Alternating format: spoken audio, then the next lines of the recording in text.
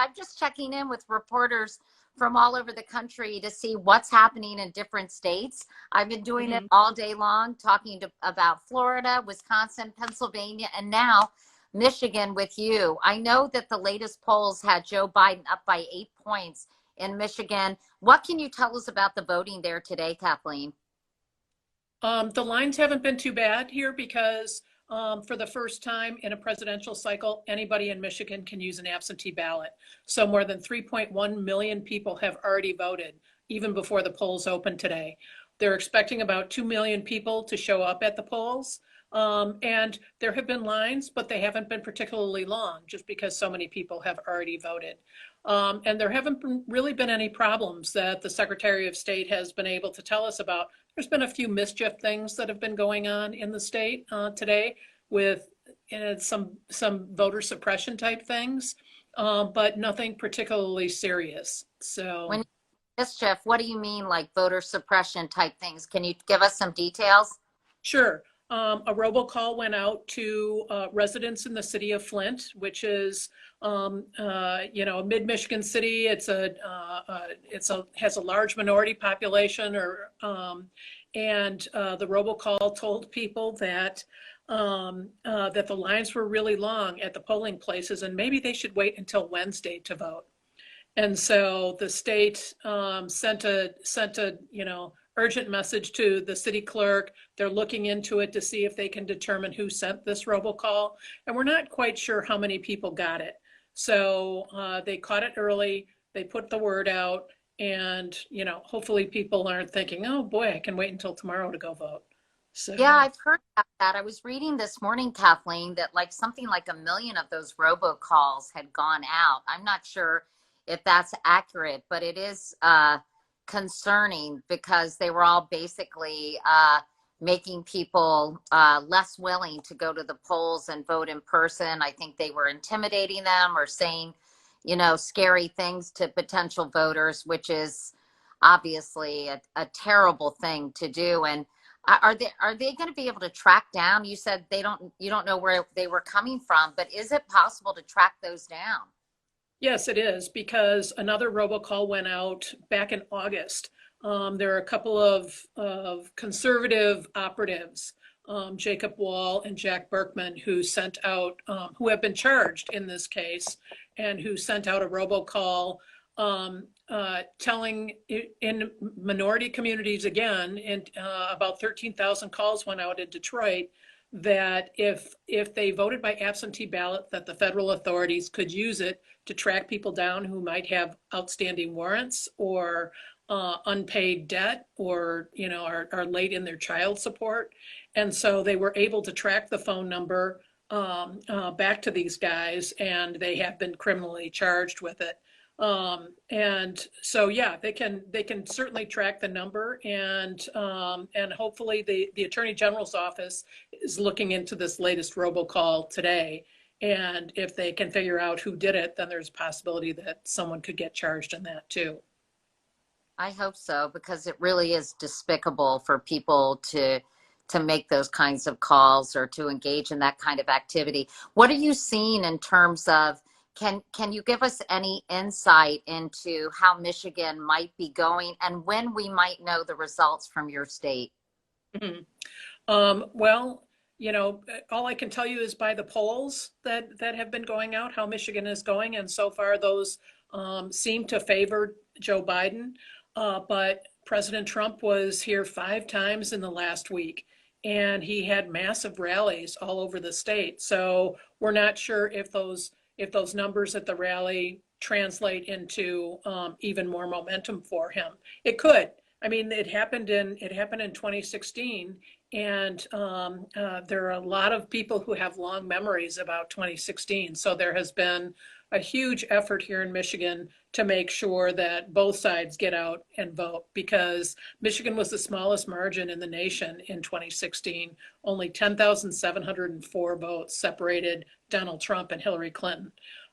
So they just want to make sure that they run, Democrats want to run the margins up, and Donald Trump wants to make sure that the people who have been consistently with him stay with him, as well as a coalition of other folks that can get him over the finish line too.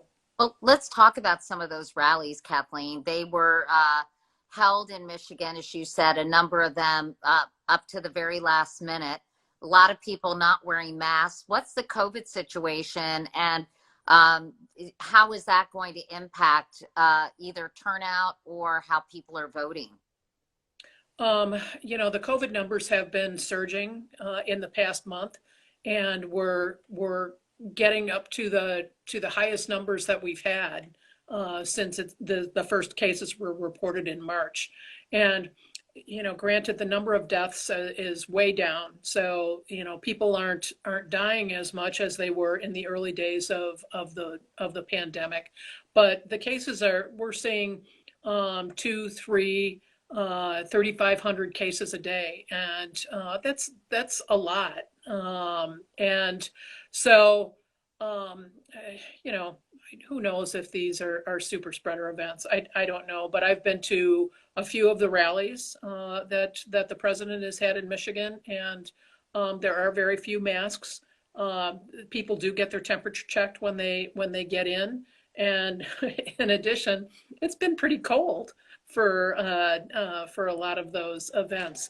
His last campaign event of the season ended after midnight last night, and it was snowing for one of his events on Sunday in Macomb County, which really helped him in 2016, and I'm sure he is trying to capitalize on that support that he got 4 years ago there.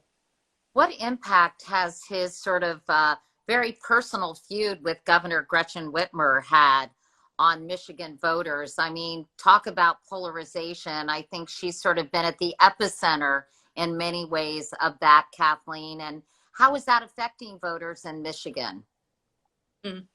Well, that's another area where Michigan is incredibly divided. Governor Whitmer has been getting much better marks in polls for her handling of the coronavirus. She's been in the 55 to 65% approval range for how she's handled it. She locked down the state fairly early, and it stayed locked down through June. But there have been some pretty wild protests across the state. There was a really big protest at the Capitol. And as we've seen, there was recently a plot that was thwarted to kidnap the governor. Right. And 14 men have been arrested, maybe even 15 now have been arrested in that plot. So there's still a lot of really strong feelings about this. At all of the president's rallies, when he mentions the governor, he never says her name. He always says that, the governor from Michigan, your governor from Michigan, has got to reopen the state. Chants start coming out of lock her up, lock her up, lock her up. And, one of the last rallies that he was at, he said, well, some people believe it may have happened and some people believe it may not have happened. So there's always been a tension between the two of them that started earlier this year when she gave the Democratic response to the State of the Union address. And it kind of started there and has just escalated since then. And both of them have played into it as well. So yeah. Manufacturing jobs are a big issue for Michigan voters in particular. And the Detroit Free Press pointed out that President Trump has, quote, repeated many falsehoods in campaign speeches on the topic, including claiming to have brought more than a dozen auto plants to the state. So that's certainly not true. So has it been an effective strategy to basically lie to the people of Michigan about that? Well, he hasn't lost his base of supporters throughout the time that he's been elected. He has continued to have a pretty consistent 40%, maybe 45% support in the state. And he hasn't lost that.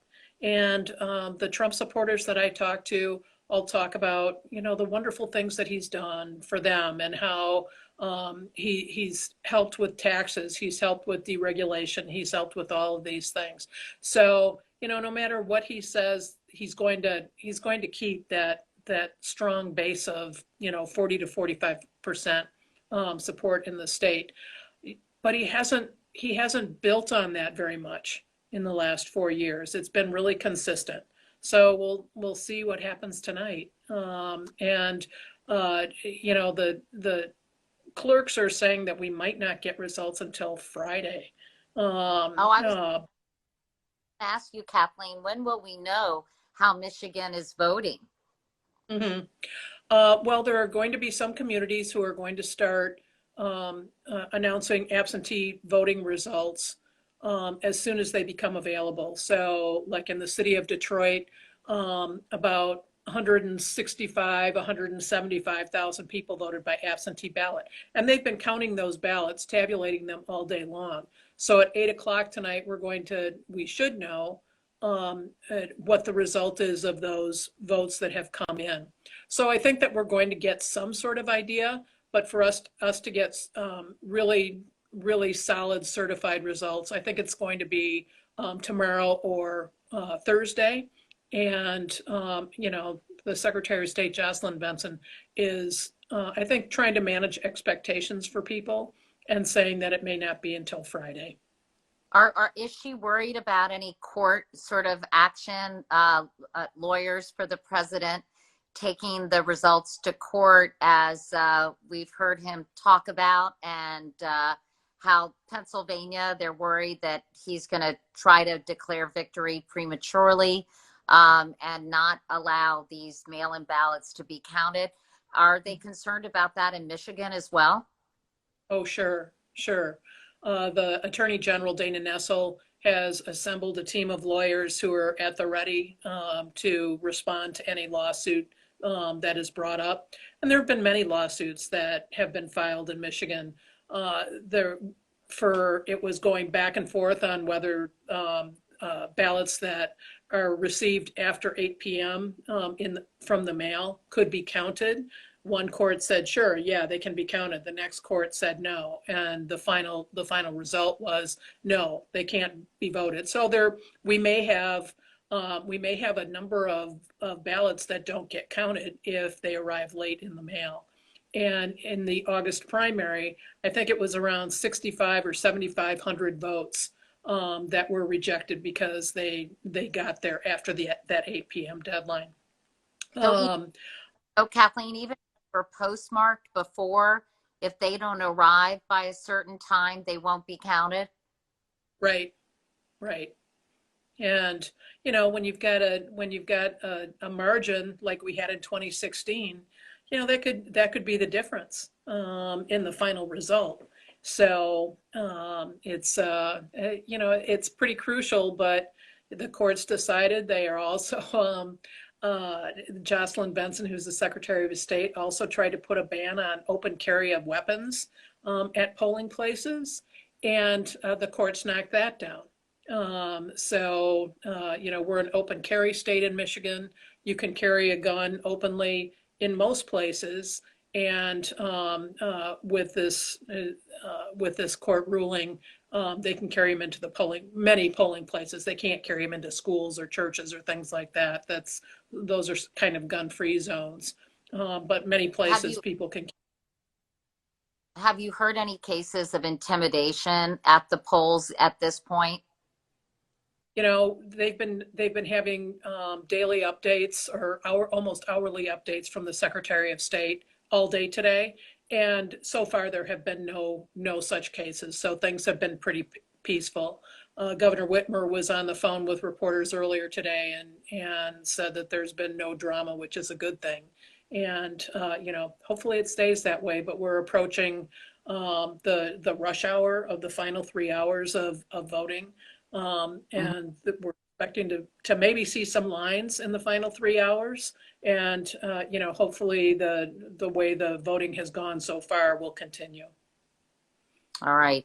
Well, Kathleen, thanks so much for talking to us. You're going to have a pretty busy, long week ahead, aren't you?